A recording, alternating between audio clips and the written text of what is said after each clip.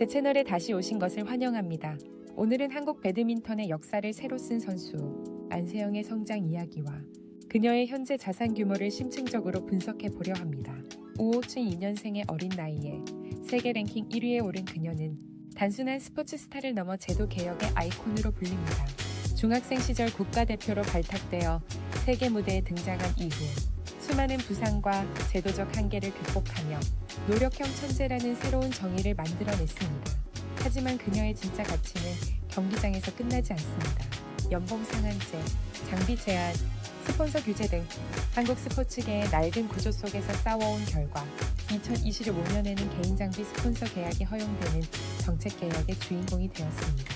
그 결과 그녀는 요넥스와 4년간 100억 원 규모의 역대급 후원 계약을 체결하며 재정적 독립을 이뤘습니다. 이는 단순히 돈의 문제가 아니라 노력과 신뢰로 쌓은 자산이라는 상징적 의미를 지닙니다. 오늘 영상에서는 안세영의 성장 과정, 세계 1위가 되기까지의 전술적 진화, 3. 그리고 그녀의 자산 공개와 재정적 의미를 차근차근 살펴보겠습니다. 2017년 어린 나이에 아시아 주니어 혼합 단체전에서 우승하며 이미 두각을 나타낸 그녀는 차세대 에이스라는 별명을 얻었다.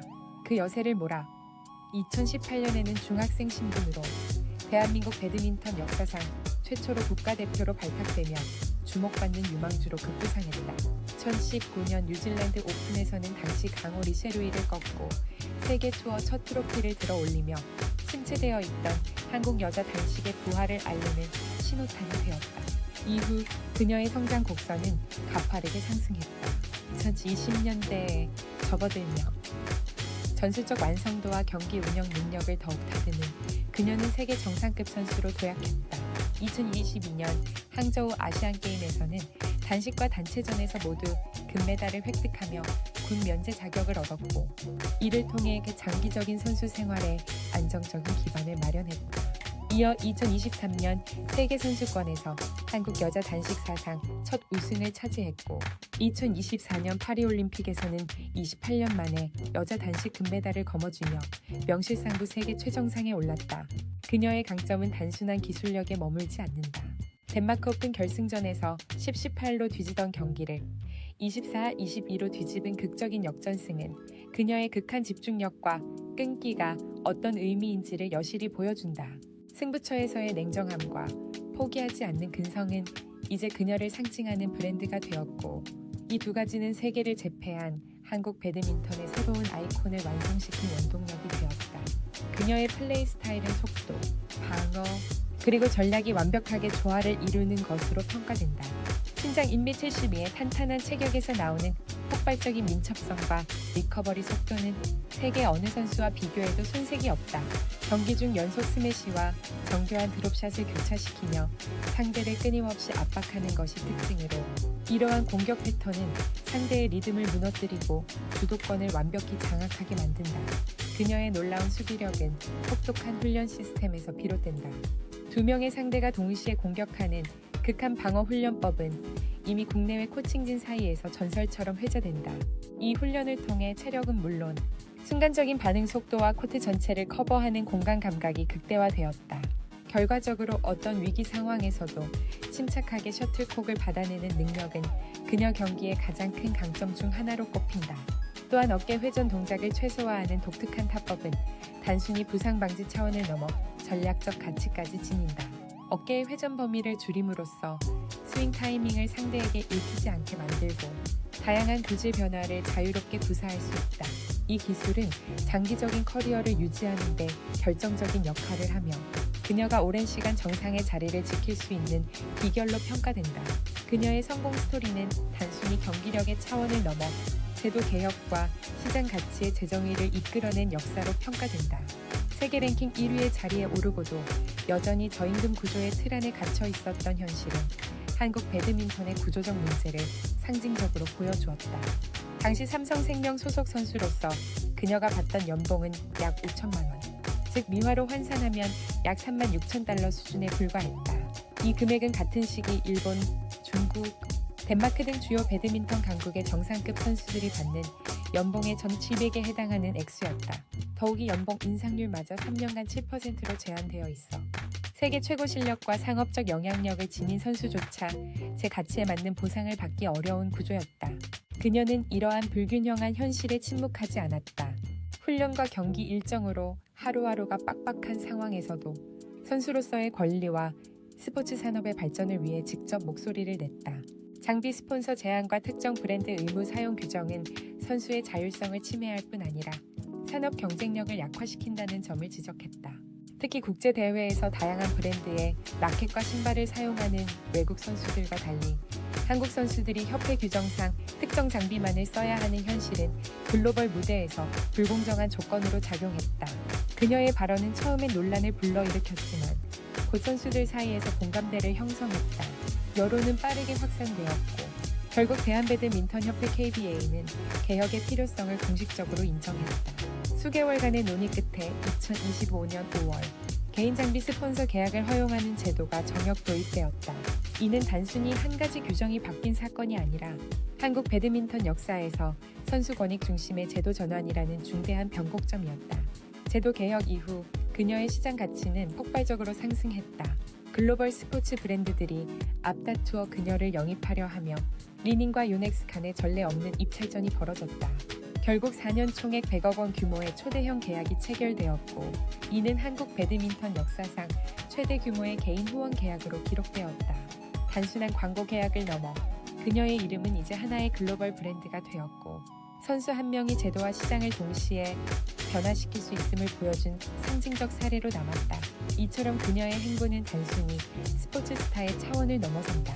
제도적 불평등을 개선하고 선수의 권익을 확대하며 나아가 한국 스포츠 비즈니스의 구조적 진화를 이끈 주체로서 그녀는 경기력뿐만 아니라 스포츠 산업의 미래를 설계하는 성우자로 평가받는다. 안세영의 현재 자산 구조는 그녀가 단순한 선수의 영역을 넘어 글로벌 스포츠 비즈니스의 주체로 성장했음을 보여준다. 2025년 말 기준 추정치에 따르면 그녀의 총 누적 수입은 약 536만 원 한화 약 36억 원에 이르며 세금 및 운영비를 제외한 순자산액은 약 68억 원 수준으로 평가된다. 가장 큰 비중을 차지하는 수입원은 단연 세계 배드민턴 연맹 BWF 대회에서 획득한 상금이다. 2017년부터 2025년까지 그녀가 거둔 누적 상금은 226만 달러 약 15억 원에 달한다. 세계 투어에서 꾸준히 우승권을 유지하며 쌓은 이 상금은 경기력 자체로 얻은 실질적 성취 수익이라 할 수 있다. 여기에 2021년부터 2024년까지의 국내 소속팀 연봉을 합산하면 약 22만 달러 약 52억 원으로 비중은 크지 않지만 안정적인 기반을 제공했다. 그러나 그녀의 진정한 자산 가치는 2025년 체결된 요넥스 장비 후원 계약에서 폭발적으로 상승했다. 리닝과의 경쟁 끝에 성사된 이 계약은 4년간 총액 860만 달러 약 12억 원 규모로 한국 배드민턴 역사상 최대 규모의 개인 후원이다. 단순한 장비 지원을 넘어 글로벌 이미지 모델로서의 활동, 브랜드 공동 캠페인, 국제 광고 출연 등 다양한 부가 수익으로 이어질 가능성이 크다. 물론 고소득자에 해당하는 그녀의 소득에는 상당한 세금과 경영 비용이 발생한다. 세율 30%를 적용할 경우 약 385만 달러 38억 원이 세금으로 납부되며 팀 운영비 법률, 자문 매니지먼트 계약 비용 등으로 총 수입의 약 15%, 즉 165만 달러 진 30억 원이 추가로 소요된다. 이 모든 항목을 반영한 결과 안세영의 순자산은 약 551만 달러 68억 원으로 추산된다. 이는 단순히 개인의 부를 의미하는 수치가 아니라 한국 배드민턴이 국제시장에서 상업적 가치와 브랜드 경쟁력을 인정받기 시작했음을 상징한다. 그녀의 사례는 앞으로 스포츠 선수들이 경기력뿐 아니라 지속 가능한 커리어 자산을 어떻게 구축할 수 있는지를 보여주는 대표적 모델로 평가된다. 안세영의 자산 구조가 견고하게 유지되는 배경에는 전략적 자산 관리와 리스크 완화 요인이 긴밀히 결합된 설계가 있다. 그녀는 단순히 경기 상금이나 후원금에 의존하지 않고 장기적 커리어 지속성과 시장 변동성에 대비한 구조적 안정성을 구축해왔다. 가장 핵심적인 요인은 군면제의 경제적 가치다. 2022년 항저우 아시안게임 단식 및 단체전 금메달을 통해 병역 의무가 면제된 그녀는 남자 선수들과 달리 커리어 공백 없이 경기 활동을 이어갈 수 있게 되었다. 이는 단순히 시간의 문제를 넘어 선수로서의 시장 가치와 스폰서십 계약의 연속성을 보장한 결정적 요인이다. 만약 병역으로 인한 11개월의 경력 단절이 있었다면 상금 후원 광고 수익을 합쳐 약 600만 달러 USD 규모의 손실이 발생했을 것으로 추정된다. 따라서 군 면제는 단순한 제도적 혜택을 넘어 경제적 리스크를 제거한 자산 보존 장치로 기능하고 있다. 두 번째로, 그녀는 고정 수익 구조를 확립하여 재정적 안정성을 극대화했다. 요넥스와의 4년 장기 계약을 통해 매년 약 180만, $50만 달러, 2억 5천만, 한 3억 5천만 원의 안정적인 현금 흐름을 확보했다. 이러한 구조는 경기력 기복이나 대회 일정 변화에 따른 수입 변동성을 최소화하며 장기적인 재무 계획을 가능하게 한다. 특히 다른 선수들이 대회 상금이나 당위 스폰서에 의존하는 데 비해 안세영은 예측 가능한 현금 유입 구조를 구축한 몇 안 되는 사례로 평가된다. 마지막으로, 그녀는 경기 외적인 이미지, 자산 equity를 성공적으로 확장하고 있다. 국가 영웅이자 노력형 천재라는 브랜드 이미지는 단순히 스포츠 팬층을 넘어 일반 대중에게까지 긍정적 인식을 확산시켰다. 이 덕분에 빅데이 스포츠 분야의 광고 시장에서도 높은 매력을 지니고 있다. 실제로 금융, 통신, 패션, 건강식품 등 다양한 산업에서 협찬 제안을 받고 있으며 이는 향후 브랜드 가치 상승과 추가 수익 창출로 이어질 가능성이 크다. 요약하자면 안세영의 자산은 단순한 금전적 수익의 총합이 아니라 리스크를 최소화하고 가치의 지속성을 보장하는 체계적 포트폴리오로 구성되어 있다.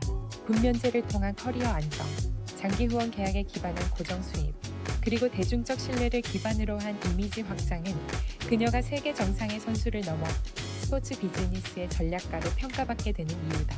안세영의 다음 무대는 코트 밖이다. 파리올림픽 금메달과 세계 선수권 재패를 확보한 국가 영웅 필리스, 노력형 천재. 브랜드는 광고 시장에서의 파급력을 기하급수적으로 키우고 있다. 손흥민의 연간 광고 수입약 200만 달러를 참고하면 종목 규모 차이를 감안하더라도 안세영의 광고 부문 확장 가치는 현재 대비 최소 30배 성장이 가능하다는 전망이 설득력을 얻는다.